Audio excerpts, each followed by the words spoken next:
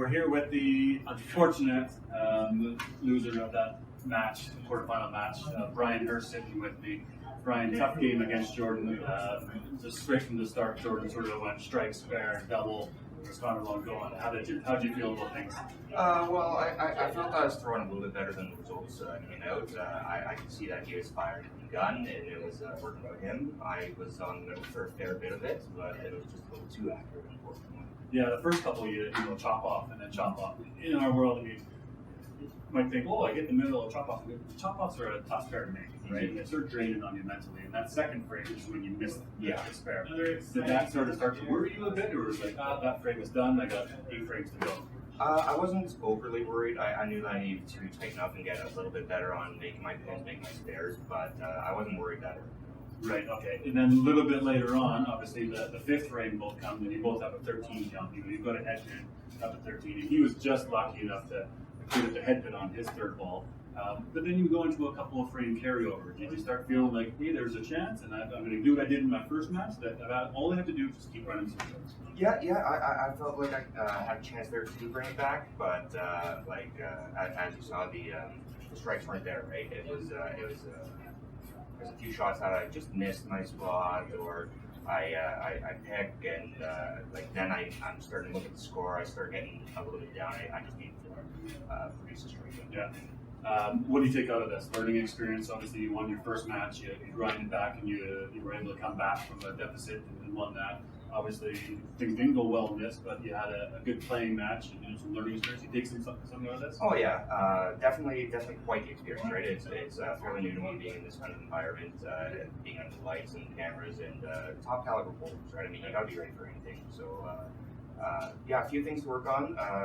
Just need to get a little bit more accurate, make more spares, a little bit more strike with help too. Yeah, well, congratulations, very successful year. You won the Autumn Open. You won a match here in the Tour Finals. Not a lot of people get to say a couple of those things, so good on you.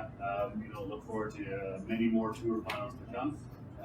Best of luck to you going forward. Thank you. All right, sitting here with our next winner, quarterfinal, between Jordon Schuss and Bryan Hirst. Jordon, well done.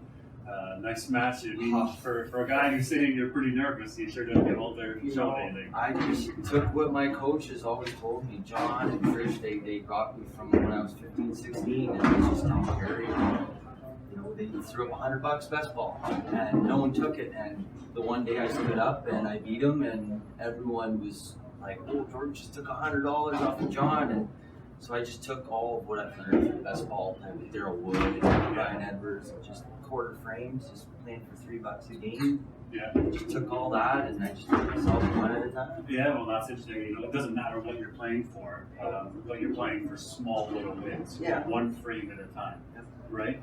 Now, in that match, obviously, you started off, throwing a great shot. Were you aiming for a specific pocket? It seemed like the right pocket was sort of the more one you start off, and then as the game kind of went on, you went left pocket. Is that something that you try to do, or is it just a feeling? You know what? I like right pocket. I throw a little bit of a backup into the right. That 3-pin really got to me. I didn't really think that was coming, and then I felt more relaxed. Yeah. Obviously, when you're up a couple frames to none, you're getting in that little zone, and I felt just more relaxed out there. It took a little longer than I felt, but I'm glad I threw a few strikes in there while being nervous. Yeah, so that one in, let's talk about that hard for your 3-pin. It just sort of get away on you, and then like I said, it's a nicest, okay, there's my bad one out of the way. No, it was literally, I knew exactly what happened. I lost track of the shot, and I pulled up and found the result of the left. Right. Well, it was a good match. At the end of the day, obviously, you won 10 out. But Bryan had a chance in the last double there to come back. Credit to him, obviously, didn't quit. There was an opportunity there for him to make a little bit of money, but you were able to come out there with all 10 frames. So it was a plus. I taught Bryan. I mean, I would be just as nervous against him than Greg Durazia or Dexter. Congratulations, by the way, 400 out of the gate. I mean, he set the bar high, so he's definitely looking like one guy to beat. Well, that was some good shots you're doing. Now, obviously, you're going to have the winner of Greg Durazia and Eric Schultz Any thoughts there on who you face going forward? Haven't played Eric or Greg much. I lost to Greg at Gotham, and I lost to him in the shootout there in TBC.